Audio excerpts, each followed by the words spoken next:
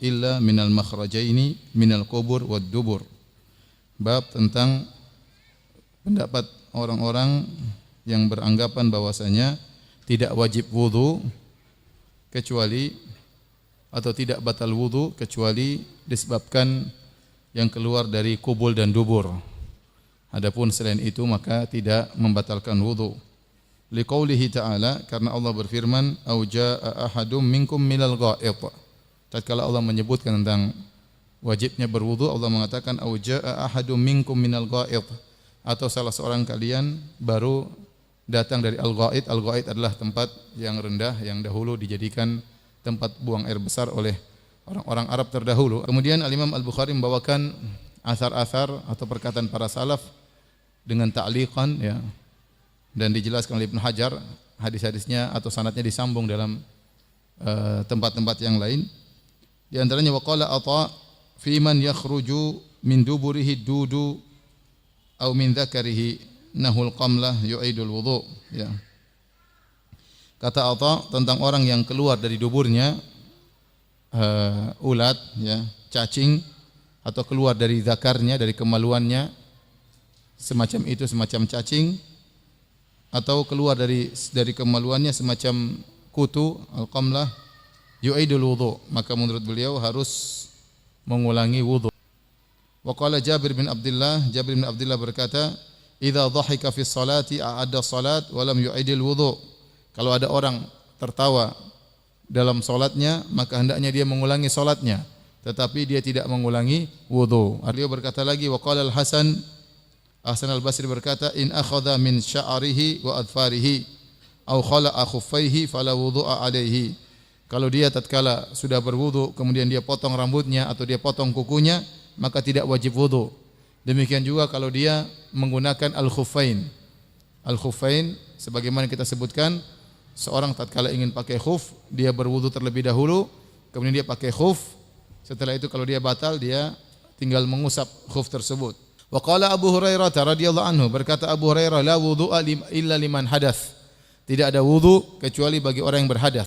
Wa yudhkaru an Jabir, dan disebutkan dari Jabir, anna Nabi sallallahu alaihi wasallam kana fi ghazwati dzati riqa farumiya rajulun bisahmin fanazafahu damu faraka'a wa sajada wa madha fi salatihi. Disebutkan dari Jabir, ini hadis yang sahih, tatkala Nabi dalam perang ghazwat dzati riqa, ada seorang sahabat yang dipanah, ya, terkena anak panah, dia sedang salat, maka keluarlah darahnya, namun dia tetap saja ruku dan sujud dan dia melanjutkan salatnya. Maksudnya Imam Bukhari maksudnya apa?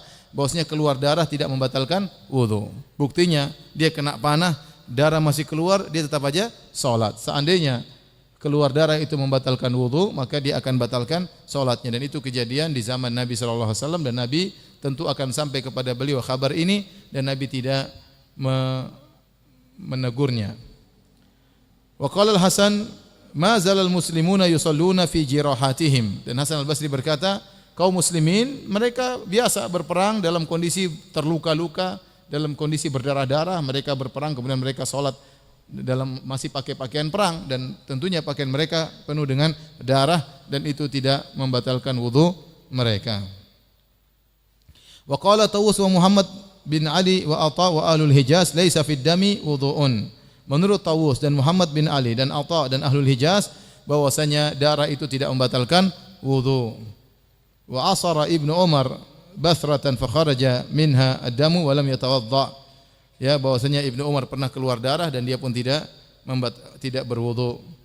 Wa basaqa Ibnu Abi Aufa daman fa madha fi salatihi. Demikian juga ada seorang sahabat Ibnu Abi Aufa, dia pernah buang ludah, ternyata keluar darah dan dia tidak membatalkan wudunya, dia tetap melanjutkan salatnya. Wa qala Ibnu Umar wal Hasan fi man yahtajimu, menurut Ibnu Umar dan Hasan tetap tentang orang yang berhijamah, laisa alaihi illa ghuslu mahajimihi. Dia tidak wajib wudu, dia hanya cukup mencuci, ya, bekas tempat hijamahnya. Adapun wudunya tidak batal. Hadis ke-176, Imam Al-Bukhari berkata, Abu Abdullah Al-Bukhari qala haddatsana Adam ibnu Abi Iyas قال حدثنا ابن أبي ذئب عن سعيد المقبري عن أبي هريرة رضي الله عنه قال Dari Abu Hurairah radhiyallahu anhu beliau berkata, qala Nabi sallallahu alaihi wasallam, Nabi sallallahu alaihi wasallam bersabda, la yazalul abdu fi salatin ma kana fil masjid yantadhiru salata ma lam yuhdits. Bahwasanya seorang hamba dihitung tetap dalam salat selama dia di masjid dalam rangka menunggu salat berikutnya dengan syarat selama dia tidak berhadas. Faqala rajulun a'jami, ada seorang lelaki a'jami. A'jami itu bisa jadi bukan orang Arab atau bisa jadi orang Arab namun dia tidak fasih dalam berkata-kata berbahasa Arab. Maka dia berkata, mal hadatsu ya Abu Hurairah. Apa yang dimaksud dengan hadath dalam hadis ini wahai Abu Hurairah? Qala as-saut, yakni dartah, yaitu dia buang angin. Hadis 177, Al-Imam Al-Bukhari Abu Abdullah rahimahullahu berkata, qala haddatsana Abu Walid, qala haddatsana Ibnu Uyainah an Az-Zuhri an Abbad bin Tamim an ammihi anin Nabi sallallahu alaihi wasallam qala. Dari Nabi sallallahu alaihi wasallam beliau bersabda,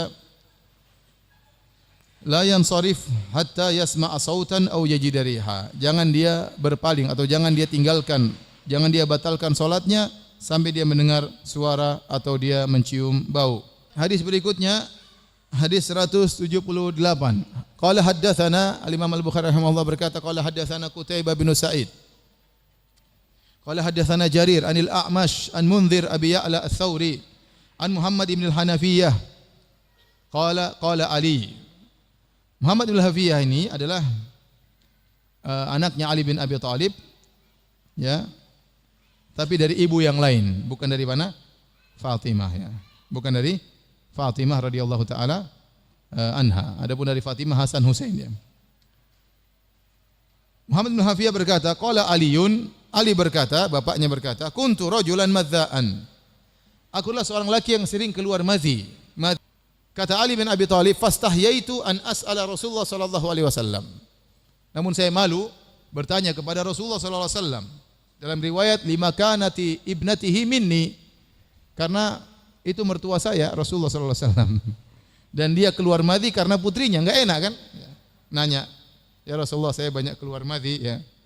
Gara-gara putrimu, kan enggak enak, bahasanya itu kurang apa? Kurang enak. Maka Ali mengatakan fastahyaitu, aku malu bertanya kepada Rasulullah sallallahu alaihi wasallam. Fa amartul Miqdad bin al-Aswad, maka aku pun minta tolong Al-Miqdad bin al-Aswad fasa'alahu untuk bertanya kepada Nabi sallallahu alaihi wasallam. Kata Nabi sallallahu alaihi wasallam fihil wudu, hendaknya dia wudu. Baik, kita lanjutkan hadis berikutnya, hadis 179.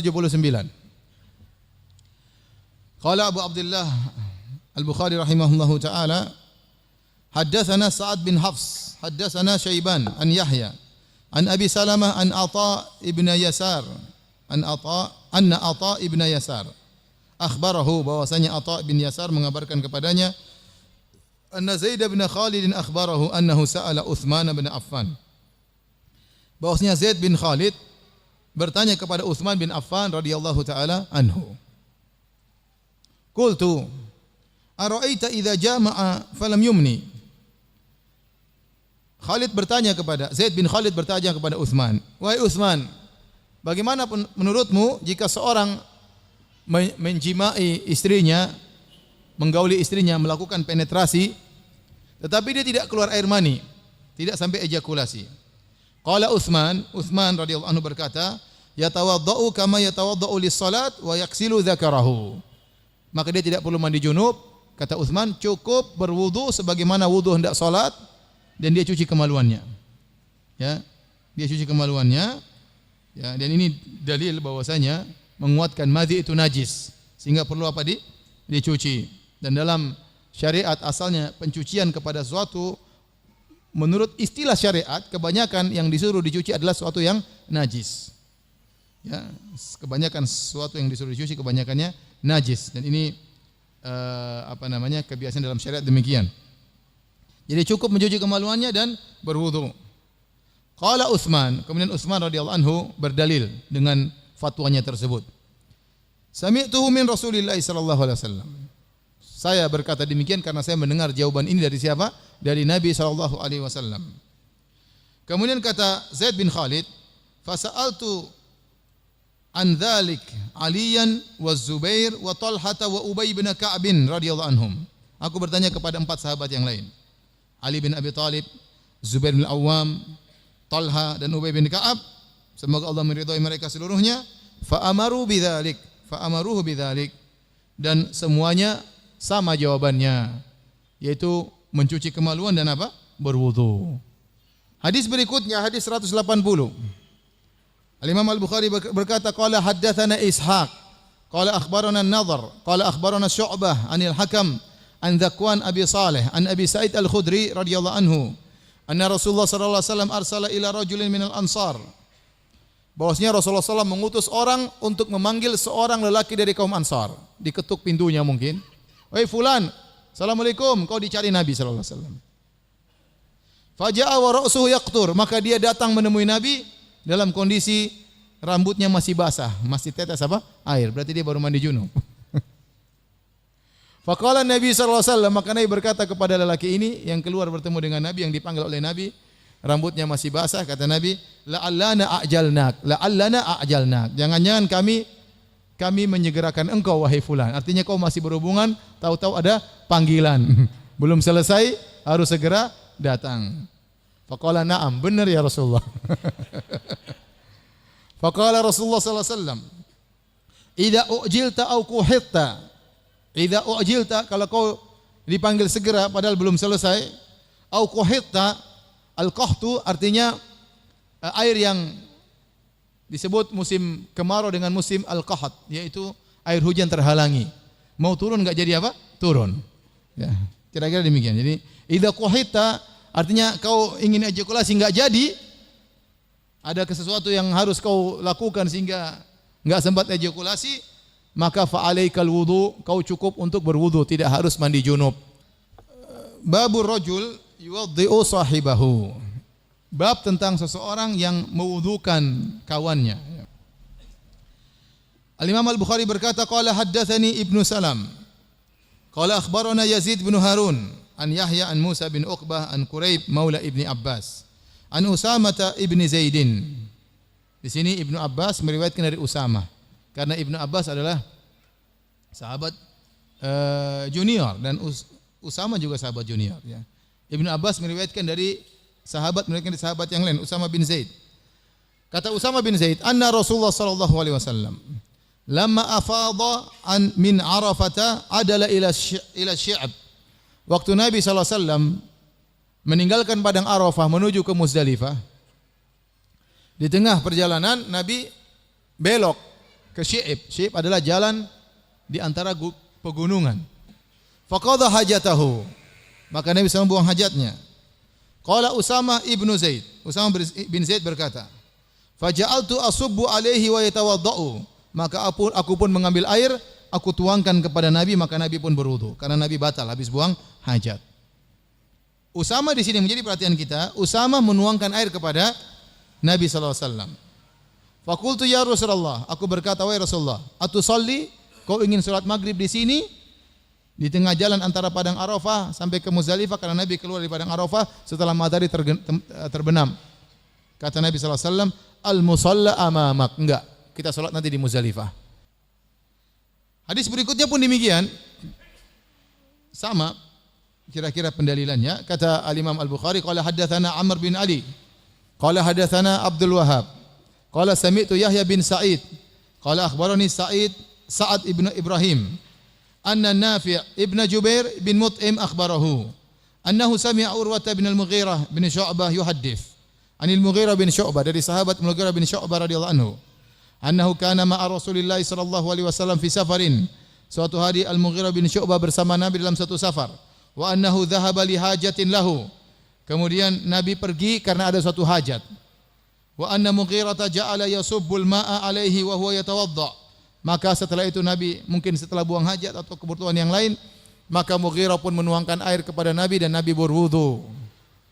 Faghasala wajahahu wa yadayhi, maka Nabi pun mencuci wajahnya, mencuci kedua tangannya, wa masaha bi ra'sihi, dan Nabi mengusap kepalanya, wa masaha al khuffain, dan Nabi mengusap kedua khufnya.